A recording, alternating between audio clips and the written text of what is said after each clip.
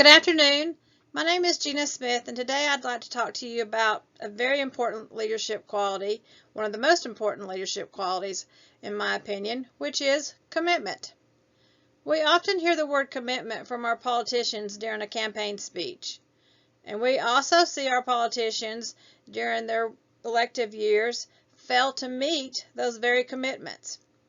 So today we're going to focus on why commitment is so very important. That from these honored dead we take increased devotion to that cause, for which they gave the last full measure of devotion. That we here highly resolve that these dead shall not have died in vain. That short. When you start small, pursue a big vision and never, ever quit. You never quit. If I give you one message to hold in your hearts today, it's this: never, ever give up. Nice to see everybody's face. So the first few slides were about getting your attention. As you can see, each president or congressman or delegate or mayor has in a race promised and committed to different acts for their campaign. And what a commitment is a promise, a pledge, or an obligation that you've set yourself up or your company to meet. And if you don't meet that, then you lose faith. So the people that you work with lose faith in your very work ethic, or they know that you don't have any allegiance to them, or they think that you're not devoted, or they just see that you broke a promise to them and are a pledge to them or an obligation. You broke that promise and you're not trustworthy. So commitment says a ton about our work ethic and who we are as leaders. So one of the hardest things about commitment is just not as a leader showing your commitment to a project or to your group or to your company. It's about leading others to that same commitment. As a leader, you have to, yes, show that quality.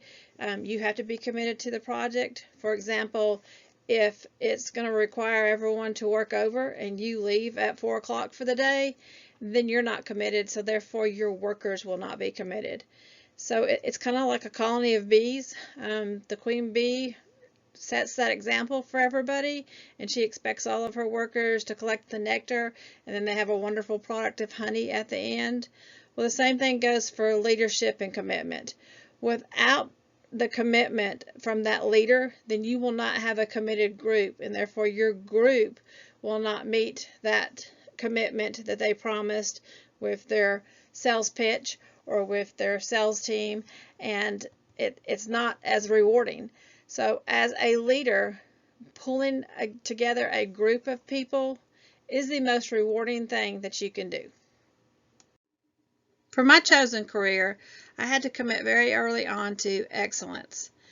As an accounting and finance major, I had to make sure that within my career and my job that I hold currently as the CFO, that my work was excellent. So my commitment to the company was that I would do my best as their CFO and commit to excellence within my own standards and within my department standards. This is no different than what the accounting standards and the board thinks of for an accountant.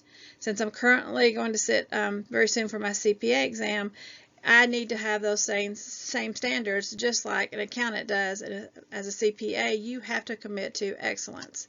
So pick something within your career, pick something that you love to do, and commit to it. Pinky promised to be the best version of myself.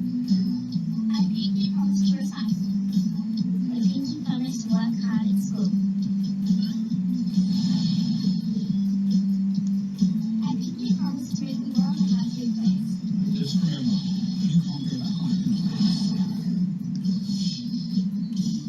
Make your pledge now. As you can see, children and trolls even know that you cannot go back on your pinky promise. And this is exactly what commitment is. You cannot go back on your commitment. I appreciate your time today, and thank you very much for listening.